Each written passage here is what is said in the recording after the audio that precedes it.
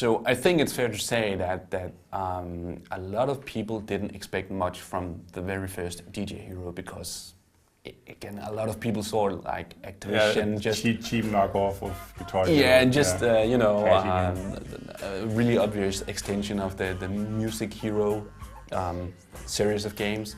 But it really surprised a lot of people, and it seems that DJ Hero 2 has even further surprised a lot of people with its quality. Yeah. You know, DJ Hero 1 was fun. DJ Hero 2 is even more fun. Basically, Great. yeah. No, it's the basic concept is the same. It's the same, but they tweaked some of the mechanics. The soundtrack is less hip hop centric. There's more European bands. There are some absolutely strokes of genius on the soundtrack, and really, I mean, I've had a blast with the whole experience. But awesome. let's start out with the mechanics. Yes. Though. Have they changed anything about the mechanics at all? The basic mechanics are the same. You know, crossfade and scratch and hitting buttons in time to the thing on the road. Yeah. What they've the thing they really improved are the freestyle sections. In the first game, you had the option in some section of the track of hitting the red button on the controller and then doing a sample of Flavor Flav saying was "Yeah, boy!" and insanely stupid. yeah, and that got really obnoxious really fast. Yes. They've improved that immensely. You still have the red button to release samples every once in a while, but the samples are always track appropriate. Oh, so cool. there's sounds taken from the track, and you know you can actually play a melody if you time it right. But they've increased the amount of freedom you have in the sample or freestyle section. So you can now do freestyle scratches. And obviously it won't be as precise as a real turntable with a real needle and a real piece of vinyl, but Of course not. but I mean you still have a large degree of control of the sound that comes out. And the really awesome part is the new crossfading freestyle sections, where basically the game just lets both tracks run, and you're free to crossfade as you want. And there are little indicators in the size of the track indicating, you know, here's the vocal line or whatever, or the hook line from that track. So you actually get you know, a real degree of control over the music that's coming out of your speakers. And they've removed some of the more silly, obnoxious type mechanics. The little crossfade spikes are gone. None of that. So that's sweet. Again, one of my main critiques about the first game, and this of course comes down to my own preference in music, but I found the first soundtrack a bit too hip-hop heavy. Yes. Whereas I really liked the club soundtracks and some of the more electronic music that was in the game.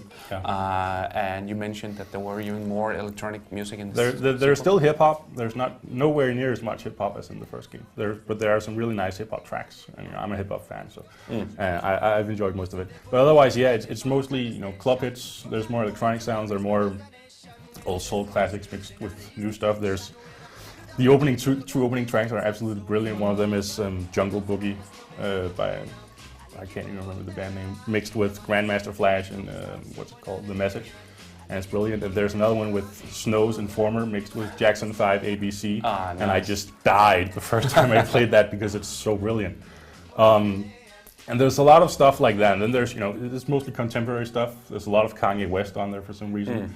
But really a lot of electronic, a lot of club hits. There's mixes by Danger Mouse, no, not Danger Mouse, Dead Mouse. Yep. And Chesto, and some other pretty prominent names. And it already seems that Activision have lined up some really good DLC for the sequel as well. So Yeah. That should be enough to play. How about the structure of the game? Yes. The first game, you just pick a set list, go, and that was it. They've switched that up, and there's this mode called Empire, which is, you know, supposedly the storyline is you're starting a DJ club and going on tour over the world. It comes down to, you know, picking a DJ avatar, picking a logo, picking a name, and then you play over 6 different locations, unlocking songs as you go. It means that you don't have to go back to the main menu any longer to pick a new track list. You can just, you know, hit the button and go continue, basically, when you finish one set list. So that's really sweet. And, you know, there's a natural progression to it. The difficulty level, they've upped the difficulty level a little bit. That sounds scary, because the first game could be really hard. Yeah, the thing is, you know, with Guitar Hero games, if you played them before, you're always really bored for the first 10 songs or something like that. Not here, it gets challenging from the beginning. Whether you're playing medium or you're an expert. Yeah. So. Okay. How about multiplayer options? There's this new weird thing where you can sing. They've added the karaoke function. I'm not sure why, but they have. Does it work? It's a bit weird because most of the tracks are mashups with two different vocal lines mashed together, and you have to sync both.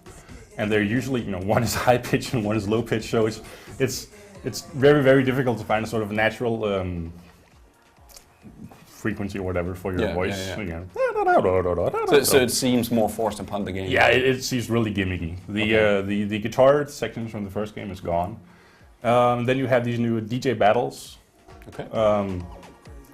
There's this sort of bank mode where you the guy who gets the most consecutive hits scores the points, but he has to bank them. So if you get 50, and you bank that, and you're back to 0, and then you hope to get more than 50, and blah blah blah. I haven't done a lot of multiplayer, but the turntable focus mode seemed pretty cool. The karaoke function is a bit so. Okay, so it definitely seems like an improvement of the first game, and something that all fans of the first game should go out and buy. Absolutely, and even if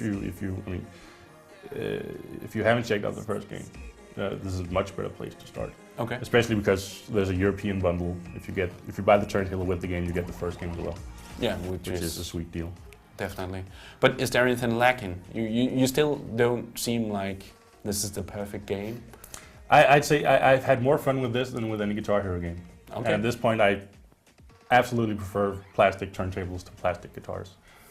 I've had a blast with DJ Hero. Absolutely, it's the best rhythm game I've tried in ages, basically.